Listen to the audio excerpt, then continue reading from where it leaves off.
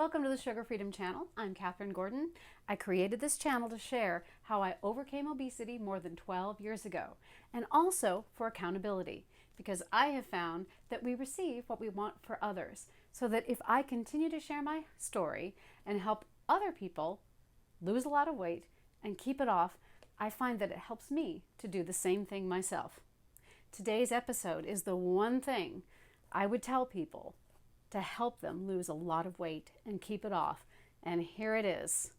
Decide what you're going to eat each day and then write it down before you take your first bite. Because the best expert on what works for you is you. As you go through your fat loss journey and your transformation journey, you discover the foods that nourish and satisfy you. And what's so important is if you keep track of them and you write them down, then once you do achieve your goals, you have a record of what you did to achieve them, and you have books that you can go back to understand what worked and what didn't.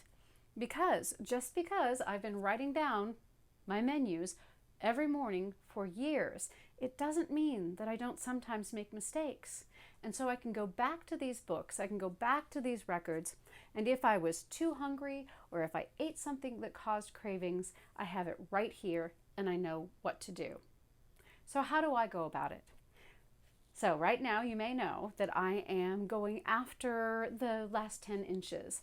I have been a stage actor for many years, and the stage is more forgiving than the camera, and I want to get just a little bit leaner for the camera.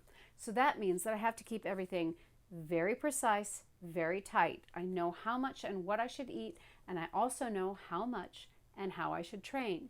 So I have actually set myself some parameters that I don't necessarily always have to follow if I'm just trying to maintain my weight. And one of those new parameters is I do have a top number in how much I'm going to eat, and it's going to be 1,350 calories.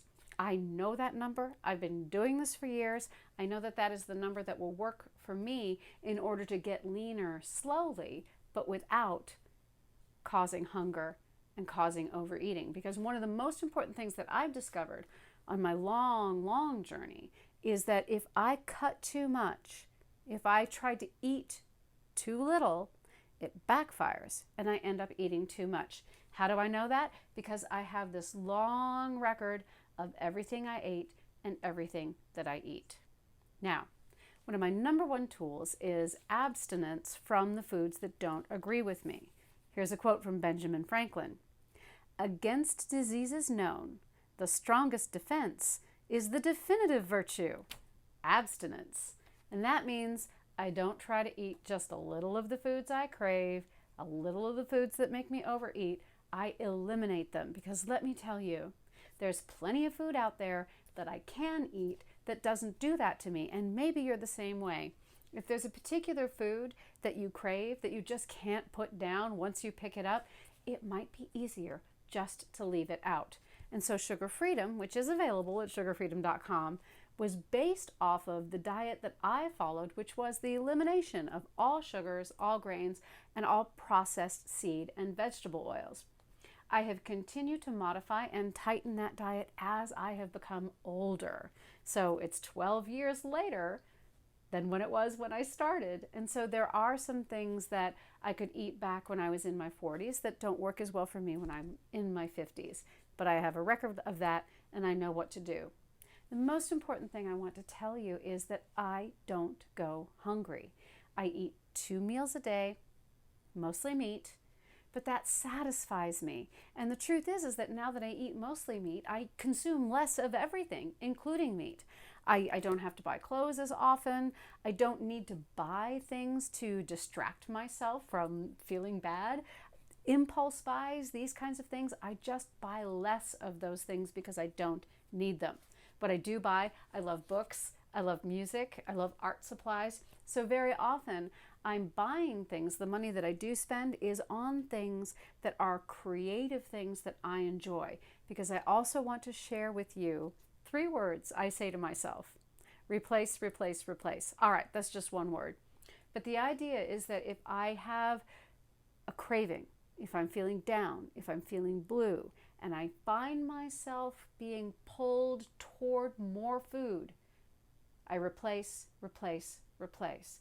And so I'm going to replace snacking with other things that I enjoy doing, which are acting, singing, dancing, drawing, playing with my dogs, playing the ukulele. So important to have those things in your life that are just plain fun. So I really want you to go out and find those.